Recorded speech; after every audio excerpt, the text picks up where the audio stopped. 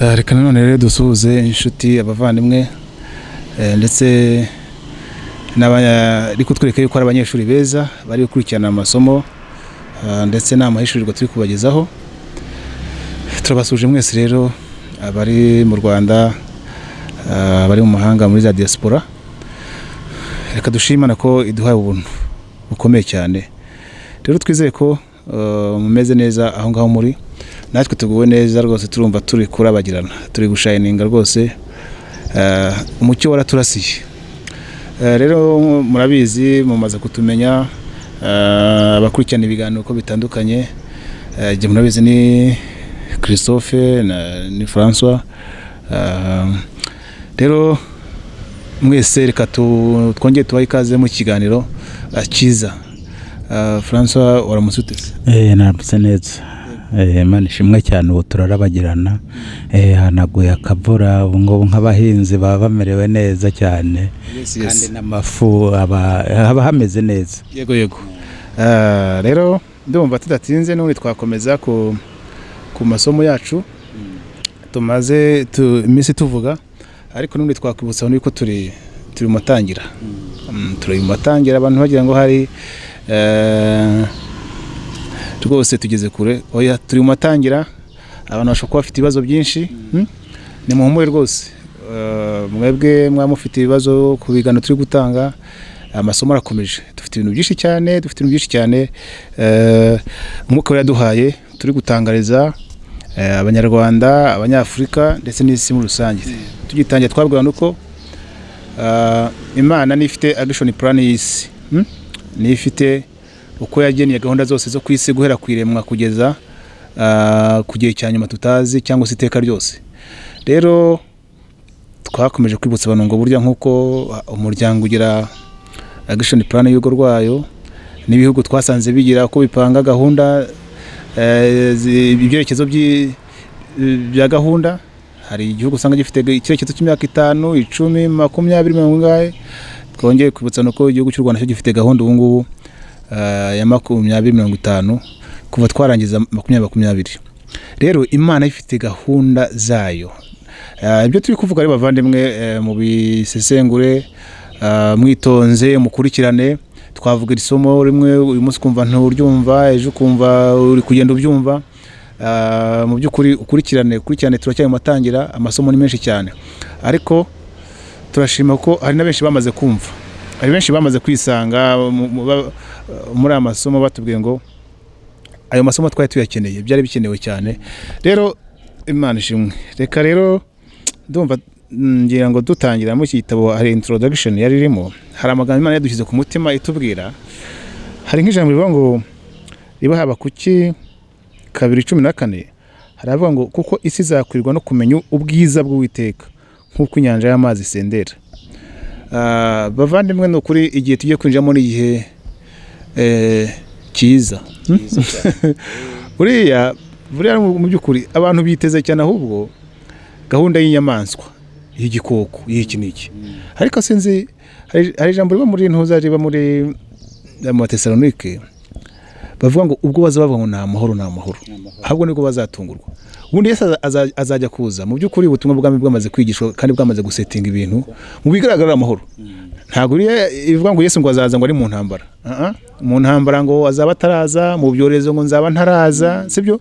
Vuga ngo ari biteguriza iki? Imperuka. Nyuma rero ubutumwa bwiza bw'ubwami bwigishwe buzasetinga amahoro rero ahubwo. Ahubwo rero ariko ni ibintu tuzasobanura. Rero ibi turi kuvuga byose bigiye gukora ikintu gikomeye cyane, kuko isi izakwirwa no kumenya ubwiza bw'Uwiteka nk'uko inyanja y'amazi isendera. Katubwira ko bagiye kumenya Imana y'ukuri. Ni ukuri icyubahiro cy'Uwiteka kigiye guhishuka. Ngira ngo ni nabyo muri Yesaya 40:5. Haba ngo maze icyubahiro cy'Uwiteka kizahishurwa kandi abantu bose bazakibona rimwe, kuko akanwa k'Uwiteka ariko kabivuze. Icyubahiro cy'Uwiteka kizahishurwa kandi abantu bose bazakibona rimwe. Akenshi abantu bavuga ngo ni Yesu Kristo wahanurwaga, bakahita baza mu isezerano rishya. Nibyo koko akenshi cyane ubuhanuzi bwo mu isezerano rya kera bwavugaga Kristo, ariko hari n'ibindi buvuga birimo bisohora uyu munsi muri iki gihe, kuko iyo ugiye urebye muri chronologie biblique, ariko ndi kuvuga ufite umwuka wera, ubasha kubona yuko mu by'ukuri ahubwo ikintu kigiye kuba kuko biravuga ngo igitwikirizo cyari kitwikiriza isi kizakurwa kuri uwo musozi. Ibi ngibi nyine abantu bose se bizaba ryari, uwo musozi ni uwuhe, igitwikirizo gitwikiriye isi kizakurwaho. Nibyo byose bikubiye muri cya kintu cyitwa ngo ububyutse bukomeye, n'iryo jambo babihaye. Ariko hari ikintu gitwikiriye isi, gitwikiriye amadini, gitwikiriye amapolitike, gitwikiriye isi, ibintu bitandukanye kizakurwaho. Nyine hari n'ikintu umuntu yasobanura nubwo twagiye tubivuga.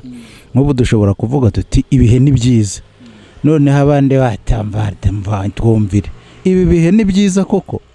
Rero abantu bamenye ko uko Imana ikora atari ko abantu bakora. Rero niba Imana ifite inzira yaciye igomba kunyuzamo uko gukiranuka ishaka, hari igihe bisharirira abantu, ariko Imana uko ikora buri gihe irakora. Tugitangira ijambo twavuze rivura ryo mu Baheburayo 12 Imana yaduhaye 25 havuga ko izateza isi gishyitsi, ndetse ngo si isi gusa n'ijuru naryo, rya juru rya kabiri rikorerwamo systeme nyene zibyari by'isi. Aravuga ngo kandi ibintu byinshi cyane bizanyeganyega, ibindi ngo bikurweho. None se ngaso iryo jambo ni ibikize ngo kugezaho hazasigara igishyitsi. Ese igishyitsi ni igiki? So rero bavandimwe, abantu batubona gutya bakabona ari ibintu byoroshye, ariko tubitse ibintu bikomeye Imana yaduhaye.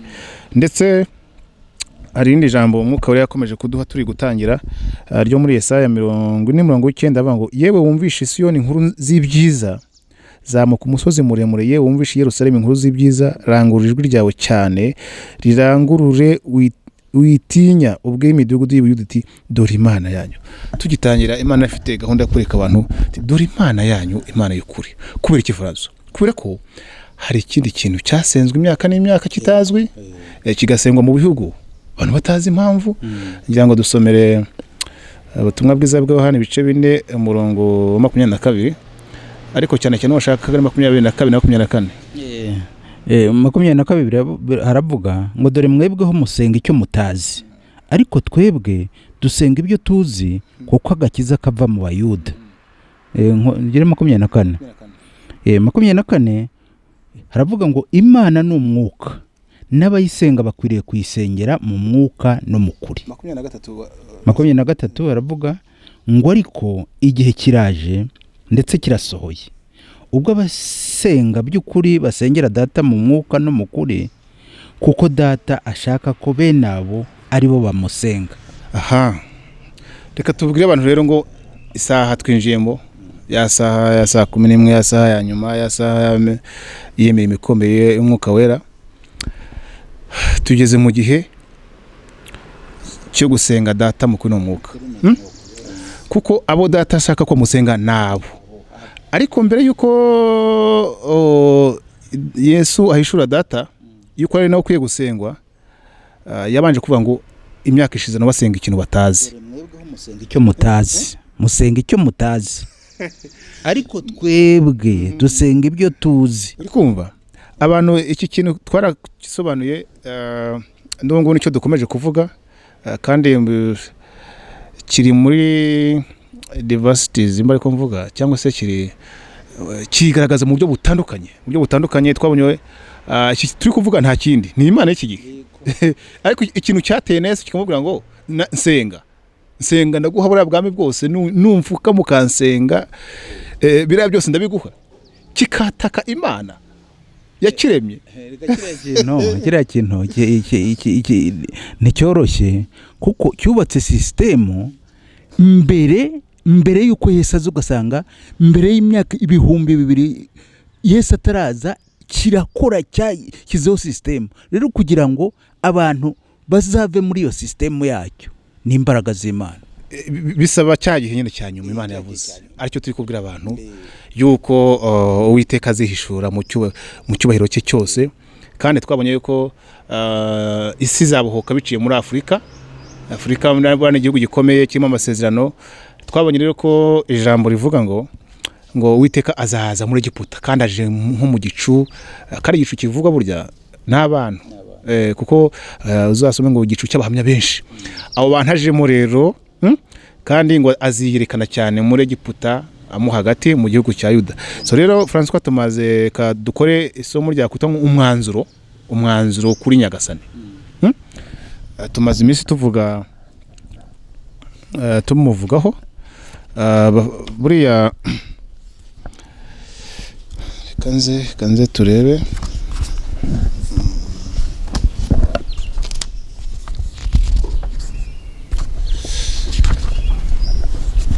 yes okay. Ubundi wenda se turi gusoza twafata umwanzuro wa nyuma nyine kuri Gasani ngo twavugaga Gasani ariho Nyagasani. Ubundi Gasani ubwabyo wenda se uko bagiye babiha ibisobanuro nko mu gifaransa ni Seigneur. Ubundi Gasani bamwita ngo ni benediction. Ajya benediction no mugisha, benediction no mugisha, benediction no mugisha. Ubundi Gasani numva ni ngo ni nyirimigisha, yego umugisha cyo. Hari naho usanga rwose bamwita nyirimuhwe, nyirimbabazi mu busobanuro.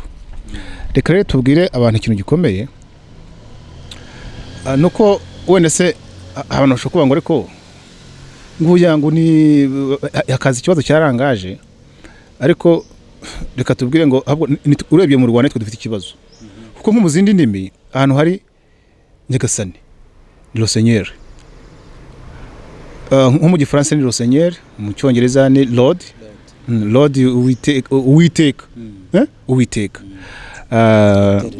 cyangwa se Eternel mu gifaransa. Hari naho nyine bamwita le Seigneur gutyo, hari nabo bamwita ngo Maître. So rero ikibazo iyo usanga twe tugifite nko mu zindi musanga wa mugani Uwiteka niwe Yahwe, ariko mu Rwanda ukuntu yaje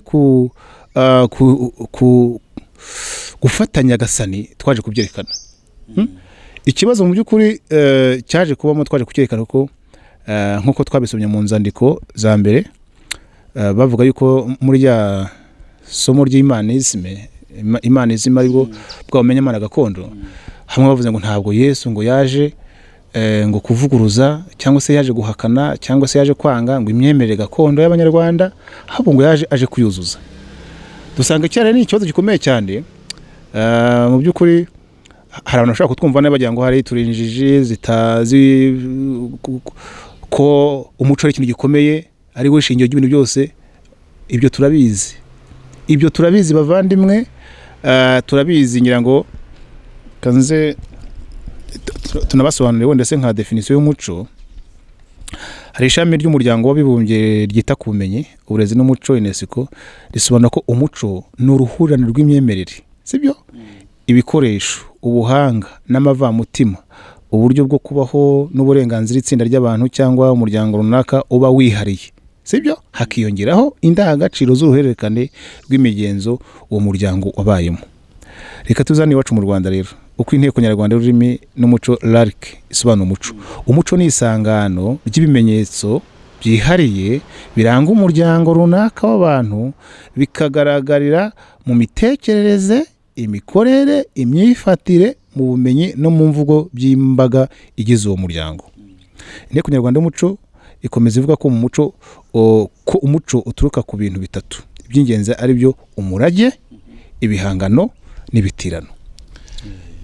Ikintu nshatse kuvyana n'ikisasa rero, ntabwo hakana umuco nyine ngo ubeho wa mugani, ariko wa mugani buri gahugu harya n'iki n'umuco wako. Twerekanye twebwe yuko twagiye, ntabwo twebwe tugiye kuvuga amateka y'u Rwanda duhera kuri Gihanga. Abantu bagiye batwumva neza iyo tusobanura Gihanga wejo bundi mu kinyejana cya 11 ntabwo wari we wahanze u Rwanda mu by'ukuri, sibyo?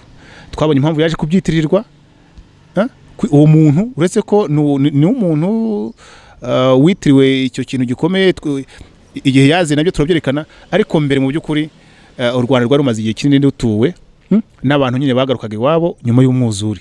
Ariko ubundi tutagenda kure, inkomoko y'abantu bose bakwisaho ubwo ni mu Rwanda.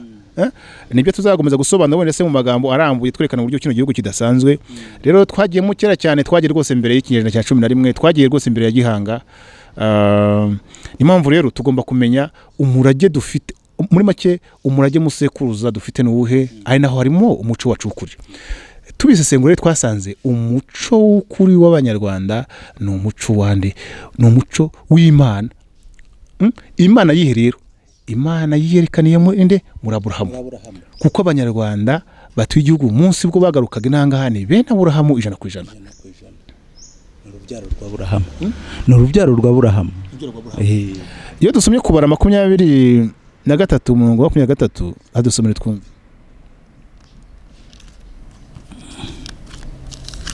Kubara 23 umurongo 23 kubara 23 umurongo 23 haravuga ngo nta kuragura kuri mu bwoko bwa Yakobo, nta bupfumu buri mu Bisirayeli. Mu gihe cyategetswe abayakobo n'Abisirayeli bazabwirwa icyo Imana ikora. Yes, uretse kubushize twibukije yuko bene Aburahamu Abisirayeli bari bafite uko Imana bahawe n'itegeko ryambere ryaba ngo ntuzagende Imana usenga. Rero nta no kuragura, nta bintu by'ubupfumu, nta bintu by'imigani, nta bintu za mythology ziba muri bande muri bene Aburahamu. Yes. Ikindi nk'iyo tusomye Abakolosayi 2 murongo wa 6, Abakolosayi 2 murongo wa 6 n'uwa 8 gutyo.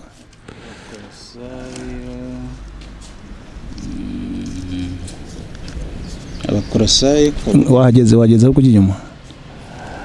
Abakolosayi 2 murongo wa 6 n'uwa 6 turavuga ngo nuko rero nkuko mwakiriye Yesu umwami wacu aba ariko mugendera muri we, mushoreye imizi muri we kandi mwubatswe muri we, mukomejwe no kwizera nk'uko mwigishijwe, mufite ishimwe ryinshi risesekaye. 8 mwirinde hatagira umuntu ubanyagisha ubwenge bw'abantu n'ibihendo by'ubusa bikurikiza imihango y'abantu iyo bahawe n'abasekuruza ho akarande, kandi bigakurikiza imigenzereze ya mbere y'iby'isi bidakurikiza Kristo.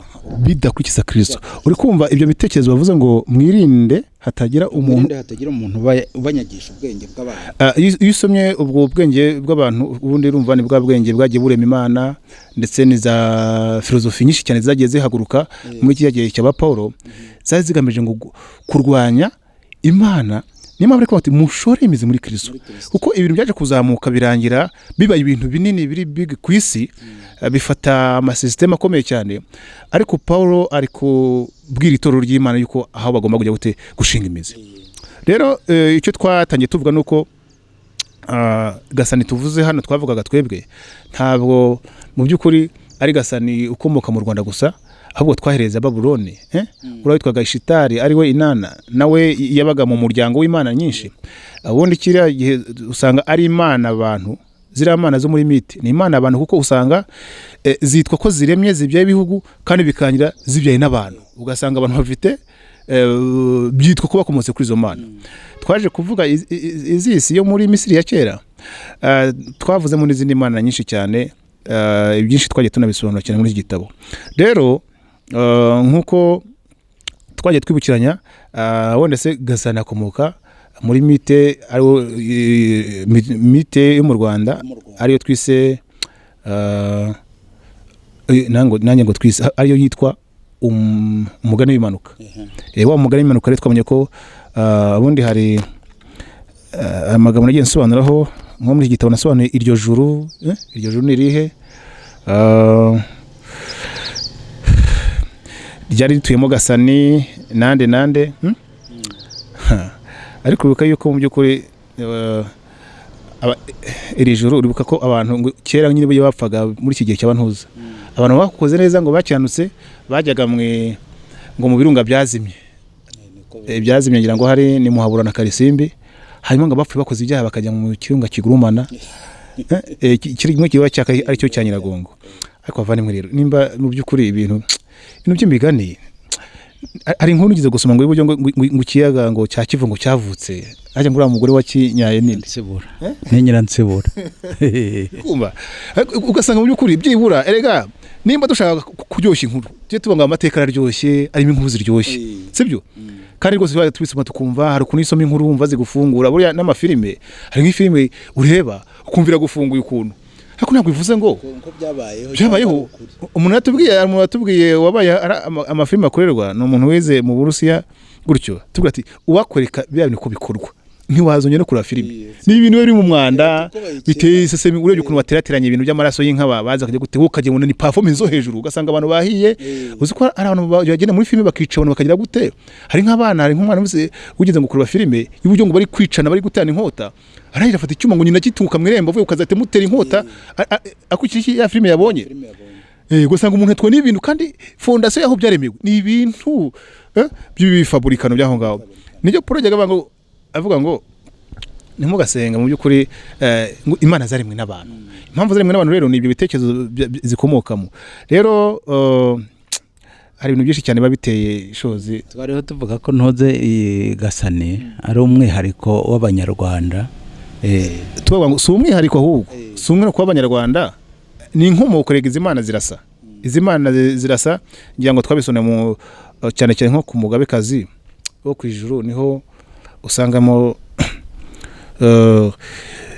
ibintu byinshi cyane nka zira mana avuze za Babuloni zahe uzanga Bibiliya zivuga yuko ari umugabekazi wo mu ijuru ugiye uri cyakaza agafata ibihugu kandi bitangiye bitekerezo byamara kubitekerezo nyine bikubakirwa n'insengero ko cyangwa se buildings cyangwa se n'ibindi bikorwa none rero byanjye bikagira imbaraga ahubwo washaka gusa nkaho bigira bikaba intambara kuko urebye nka Bibiliya intambara Paul yarwanye nazo muri Atene yo mu gihe cya Paul ngo Atene niyo yari site cyangwa se yari umurwa mukuru w'umuco kwisi yose rero urebye debate yakoranye n'abafilozofe batandukanye abigiye ku bintu bya Socrate na Platon na Aristote gutyo bari bashingiye ku bintu bikomeye mu by'ukuri ko ikintu gikomeye nuko byaje kurangira izimana zitsinzwe bati mu by'ukuri hari imana iri mu ijuru n'isi ari basobanura icyo navugaga rero ko ari umwihariko ubundi umwuka n'umwe twarabivuze kuva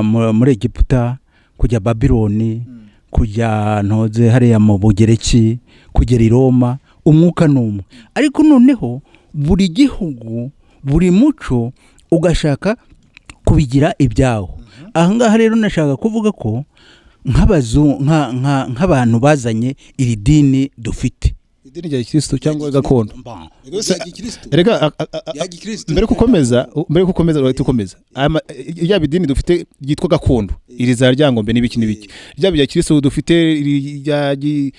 rya Christianism yose n'amazanano rero nashaka kuvuga ko abazanye iryo dini rya gikristo ubwo baje hari imana bazanye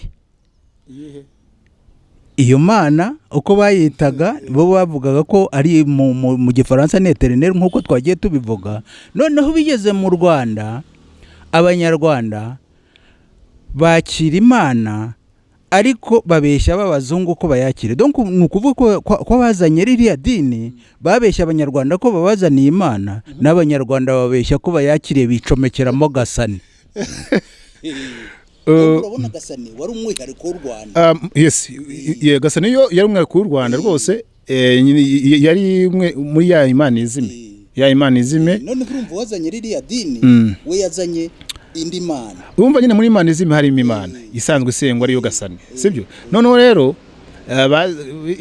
akoni batuzanye yitwaga Mungu burya none Mungu ariko bayisobanura ko nyine ari Yezu baravuga bati sasa ariko wibuke ko abayituzanye n'ubundi ni bamwe metode yavuze yuko n'ubundi bavuga ngo n'ubundi pe tuha burenganzira iyo tubazaniye icomplete yo muri musanganywe rwose ntisenye ko icomplete mu bihuze bibe nk'ibintu bibiri bicomekanye bibe kimwe ariyo mpamvu rero bamugande ariko rero kuko nyine mu kone bwaje banaje nabi kuko baje banakubitana ngo mwakiriye Mungu ku ngufu n'iki ariko wa mwuka ruhare n'ubundi bakora iki bavuga ngo nta kibazo tuzasenga iyo Nyagasani rwose muduhaye sibyo muri tuzasenga uwo Yezu ariko Yezu batavuga ati ntihahandi bahita babyongeraho ni Nyagasani batese ati Nyagasani ni iki Nyagasani ni eternel ni no Seigneur niyo ngiye mutubwire harimo akantu k'icenga kabaye kugira ngo imyemerere n'imyizerere yo mu Rwanda ihure n'iriya bariya bari bazanye.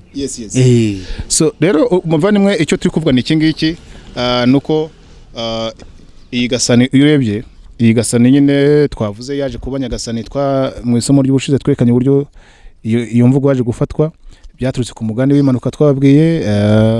Twabwiye kuri mugani w'impanuka bosi wabyo witwa Ishyerezo Nkuba niyo bita le chef supreme, nicyo bivuga Ishyerezo Nkuba.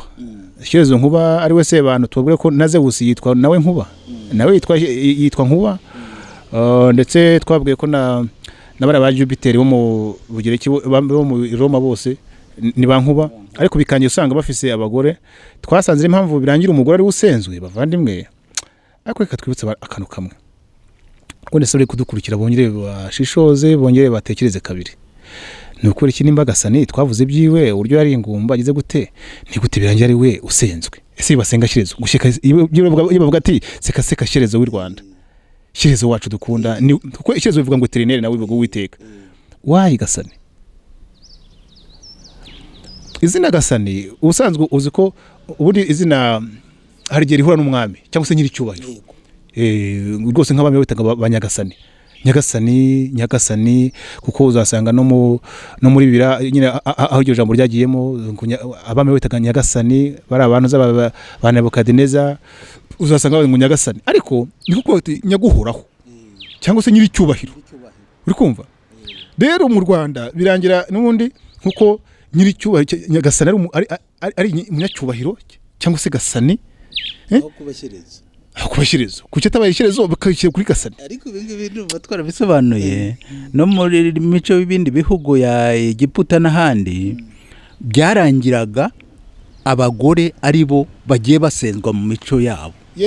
Reka rero uyu mugani ubyo urimo ibintu byinshi cyane, tuzabasobanurira ibya Sabizeze. Ura Sabizeze asa nk'uwabaye uranyine Saba Izeze, yabaye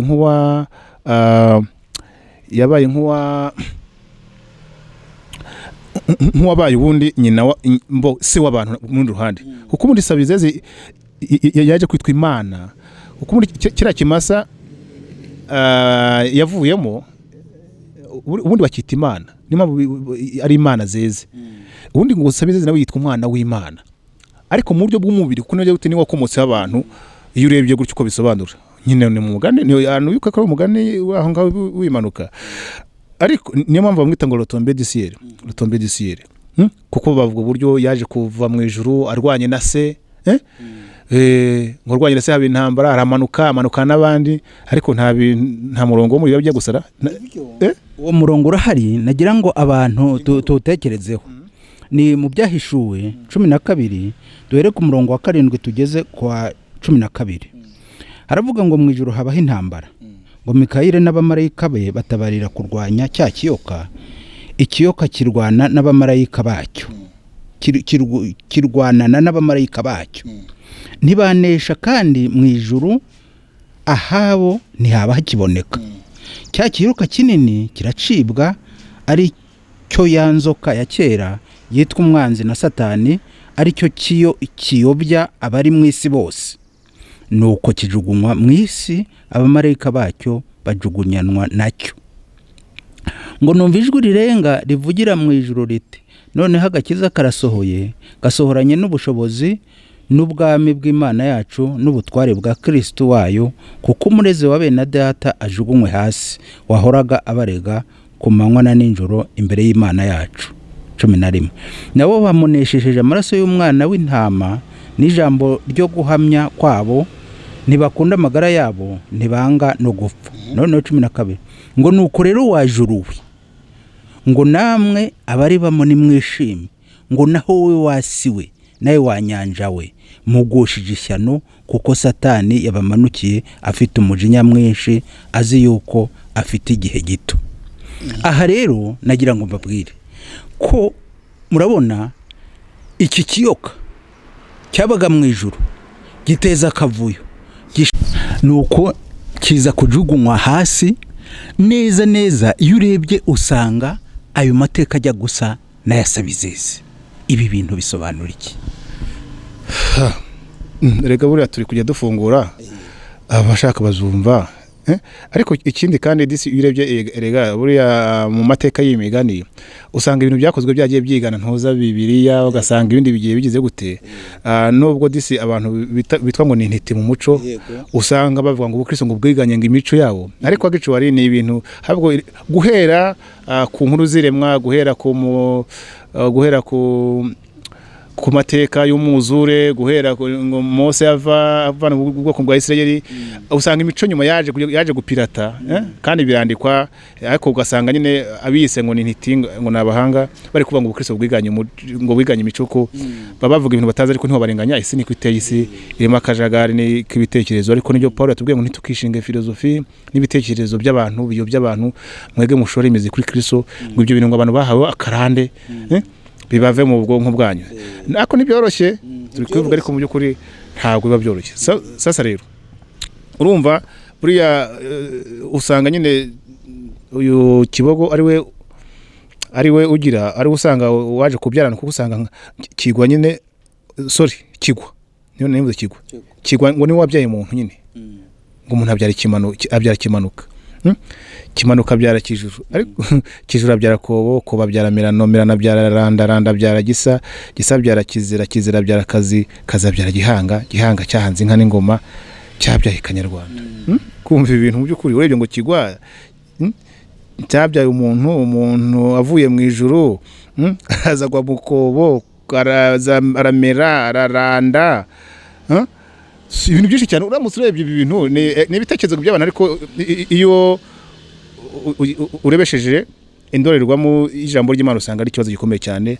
Rero ariko nubwo yitwa nk'aho ari umwana w'Imana uyu nguyu, ariko usanga undi witwa umwana w'Imana uyiranwa na Yesu Kristo, ari wita ngo Kibogo ari we Sauveur, ngo Sauveur ngo nyine ngo umuntu waje gukiza abantu. Ibya Kibogo twabaze ko tuzabyiga. Rero ikintu twavuze gikomeye nuko unyine uyu Gasani twabibwiye hano bushize, yasengwa gute, ngo seka Gasani k'i Rwanda rusekere rugubwe neza rugire gute.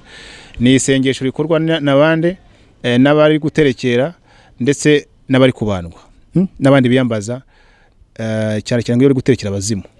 Icyo tukubwira none ntibahitemo rero, nimba guterekera abazimu ari ukuvuga ngo seka Gasani k'i Rwanda, ari Gasani basenga. Iyo ngiyo nyine twabonye uburyo yaje kuba Nyagasani mu kwitsindagira cyane, iza no mu myemerere yindi, kuko tubwirana gato hano. Nk'iyo urebye muri iki gitabo hari byinshi nagiye nsesenguramo, twabonye ko nko muri Bibiliya yera turebe nko muri Yosuwa 7 ngo nuko Yosuwa aravuga ati ayiwe Nyagasani Imana, niki cyatumye wambutsa abantu Yorodani n'indi mirongo myinshi cyane. Urumva hano Uwiteka Mana bashyise ngo Nyagasani Imana. Iyo urebye hano muri harimo imirongo myinshi cyane, hano imirongo myinshi cyane nta kuri mvuga rwose, ariko reka turebe nka ubundi Bibiliya yera harimo imirongo myinshi, ariko cyane ijambo Gasani muri Bibiliya ntagatifu no muri ijambo ry'Imana. Ariko reka tureke rero no muri Bibiliya ya yindi y'abahamya ba Yehova yitwa ubuhinduzi bw'isi, naho byarangiye bavuze ngo yuko Gasani ariwe Yehova ariwe Mana. Mu by'ukuri iyi Mana byarangiye ikavarenze twikira amadini yose. So reka dusome nka Yohana 4:11 muri Bibiliya y'ubuhinduzi bw'isi. Haravuga ngo aramubwira ati Nyagasani, nta ninde bufite yo kuvomesha, kandi iriba nirirerire, none se amazi y'ubuzima urayakura hehe? Iyo ni Bibiliya y'ubuhinduzi bw'isi. Hari indirimbo bafite indirimbo zitwa ngo mu gitabo cy'indirimbo y'abahamya ba Yehova cyitwa Turirimbire Yehova. Hari indirimbo bafite ivuga ngo ni indirimbo ya Kangahera, tuzi umubare ntari kubona neza ko iravuga ngo Nyagasani Yehova nyumva, Mana yanjye ndagutakiye, ndakwinginze ntega amatwi, inyikiriza ikavuga ngo Yehova mwiza unsubize. Uri kumva iyo ukomeje gutyo usanga baba ngo Nyagasani Yehova, ngo muri Turirimbire Yehova barabizi abitabo barimbira mu byitwa Turirimbire Yehova. Hari indirimbo ivuga ngo Nyagasani Yehova nyumva. Reka tubwira no muri Korowani. uburyo Nyagasani byarangiye ibaye Imana y'u Rwanda koko y'u Rwanda naho y'u Rwanda byo twabonye ari ibindi muri Yehova muri Korowani muri surati ya kabiri muri sura ya kabiri muri aya y'139 baba ngo uvuga uti ese muratugisha impaka kuri Allah kandi ari Nyagasani wacu akaba na Nyagasani wanyu dufite ibikorwa byacu namwe mukagira ibyanyu ni nawe twiyegurira nababwiye ko biri muri Korowani sura ya kabiri aya y'139 twagiye dusesengurana hose rero bavandimwe ikindi cyo gikomeye ntago tuvuze ngo turi kuvuga ngo abantu basengaga ijambo muri removing muri kuremo ya twe turi kubasobanurira ibintu byose ubushakashatsi bwacu twagiye dukora ubwo ngubwo nta kundi nyine abantu bazahitamo ko bashaka ariko natwe turi kuvuga imyizere yacu kandi turi gusobanura ibintu nkuko twanabivuze turifuza ko abantu bazaza tugakora amadibete arambuye iri jambo rwose mu cyongereza ryiza ryitwa eternel twakise uhoraho cyangwa se Uwiteka mu gifaransa cyangwa se Lord mu cyongereza so reba bavandimwe nuko nguko buriya Allah nawe ntago twamuvugaho byinshi buriya Allah uzi ko wishire Muhammad kasoma kano gato numve ni ikintu gito nakozeho intumwa ya Allah Muhammad wahawe igitabo gitagatifu abasemu bagenderaho n'umwana wa Abdallah sibyo hari amateka yerekana ko sekuruza wa Muhammad ubwo nukuvuga se wa Abdallah yarasanzwe korera Imana yitwa Allah yo mu muco w'Abarabu muri mite muri za mite twavuze naho hari Imana mbere cyane uzi ko Islam inaje ubundi muri 622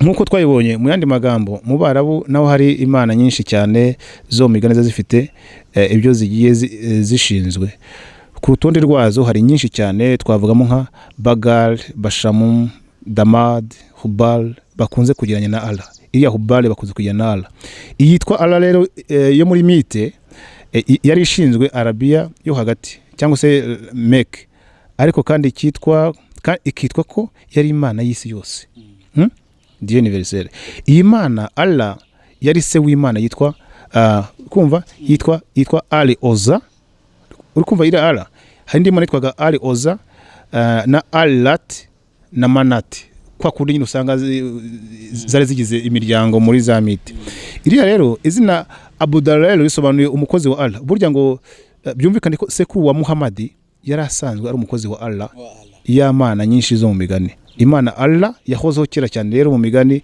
mihimbano y'Abarabu ariyo sekuruza wa Muhammad yaje gukorera mbere yuko idini rya Islam ryaduka vuba mu kinyejana cya 7 sasa icyo ndetse nshaka ko zabwira abantu abayisilamu bakazadufasha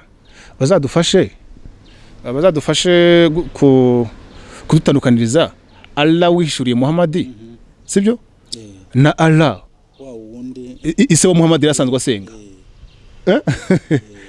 eka tudufunya ngo akurikiye ngicyo ariko icyo twamo twivugira nuko nundi Allah nawe ni Nyagasani Yehova Imana imwe ikomeye nayo ni Nyagasani niwe Nyagasani Yehova niwe Nyagasani Yezu niwe Nyagasani Imana yacu abapfumu babyuka bavuga ngo seka Gasani k'u Rwanda nawe ngo Nyagasani Imana yacu watugire neza ibyo bintu bazabikoreho ubushakashatsi cyangwa se n'ubusesenguzi icyo turi kuvuga iyo twerekanye imyemerere n'ubwo ikomeye cyane Yesu yaje avuga ngo basenga icyo batazi ibintu birebye mu origine y'ibintu yaho bikomoka usanga ari ibintu bikomeye ari mpamvu Imana yakoze iki yahishuye izina ryayo ni irihe izina ry'Imana nkuko biri muri iki gitabo twisobanura ni Yahwe mu isezerano rya kera yitwaga Yahwe ariwe Uwiteka mu isezerano rishya niwe Yehoshua Hamashiya ariwe Yesu Kristo nibyo dusobanura rero François burangira ngo dusome nko muri Mika impamvu turi kuvuga muri Mika bice 4:5 turebe uko bavuga 4:5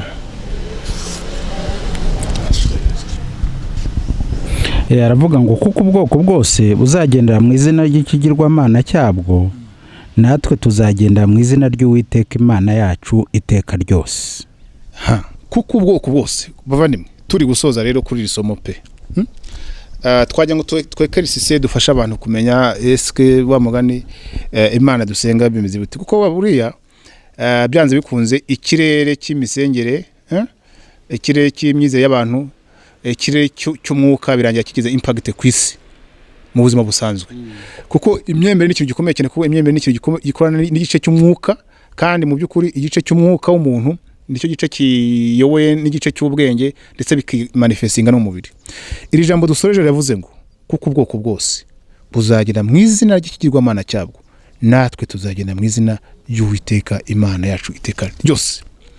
Bantu mufite Imana nk'Uwiteka sibyo mugendere mu izina ry'Uwiteka. Namwe mufite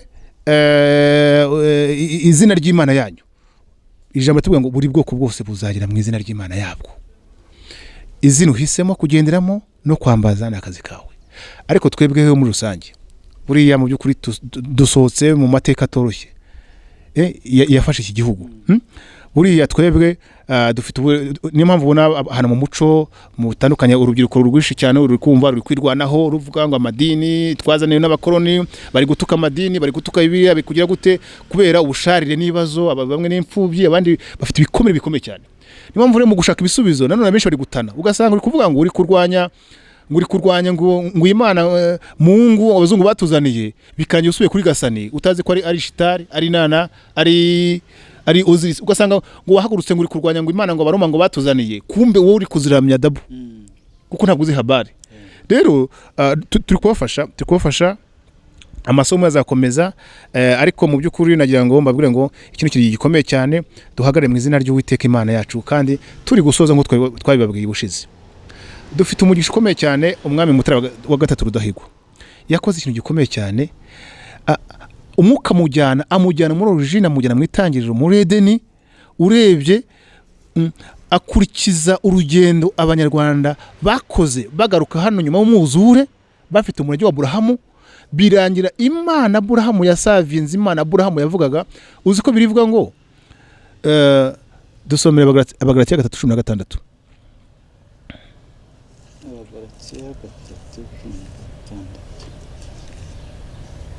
3:16 haravuga ngo nuko rero byasezeranijwe Aburahamu n'urubyaro rwe nyamara Imana ntirakavuga iti imbyaro nko kuvuga benshi ahubwo iti ni urubyaro rwawe nko kuvuga umwe ari we Kristo ari Yesu Kristo.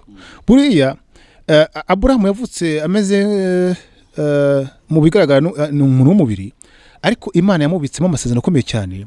Ibyo yavugaga byose rero by'urubyaro rwe yavugaga kubizasohoka muri Kristo Yesu. Rero bavandimwe Rudahigwa Mutara wa gatatu Rudahigwa twibuke yuko niwe ntwari wenyine mu bami babaye kino gihugu. Twasanze mu by'ukuri leta y'umwe yarakoze cyane mu by'ukuri leta y'umwe yarishowe n'umwuka wera kugira ngo u Rwanda rwongere rw'iposition mu murage Imana ushakaho rw'enjoying imigisha kandi mu by'ukuri buriya tuzafata umwanya no muri iki gitabo harimo chapitre yihariye ivuga ibyiriya declaration Mutara wa gatatu Rudahigwa yakoze dusobanura abantu ngo biriya bintu yakoze bivuze iki. Bavandimwe yavuze ibintu byinshi cyane avuga yuko imikorere yose na systeme byose byabanje mu by'ukuri bitahimbazaga Yesu Kristo bikuweho.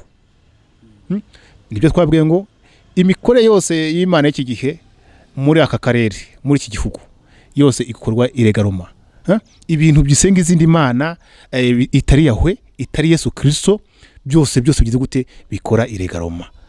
Uku kuri kwa kuri guhishurwa bavandimwe mutakumvise umunsi ibinyejana bizaza bizabyumva kandi mu by'ukuri icyo twavugaga nyine leta y'ubumwe yakoreshejwe akazi gakomeye cyane kuba ari we bageze intwari. Buriya u Rwanda barupositionnye neza muri wa murage Imana yateguriye isi mbere yuko inaremwa.